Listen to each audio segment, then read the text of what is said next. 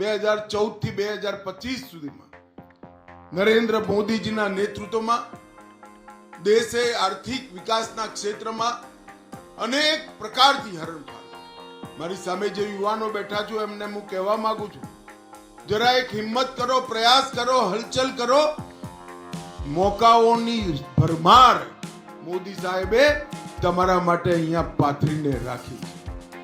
2014માં જ્યારે નરેન્દ્ર મોદીજીએ દેશનું શાસન સંભાળ્યું ત્યારે આપણે દુનિયાની 11 નંબરની અર્થવ્યવસ્થા 11મા નંબર પર આપણું અર્થતંત્ર, અને અટલજી છોડીને ગયા હતા પછી 11મા નંબરે જ રહ્યું, અને 14 થી 25માં 11 વર્ષમાં જ 11મા નંબરથી આપણે 4થા નંબર પર પહોંચી ગયા છે. 4થા નંબર જુવાનિયાઓ ખુશ થઈ ગયા 4થા નંબરથી, પણ તૈયારી રાખજો 2027 સુધીમાં આપણે 3જા નંબરનું અર્થતંત્ર દુનિયાનું બને.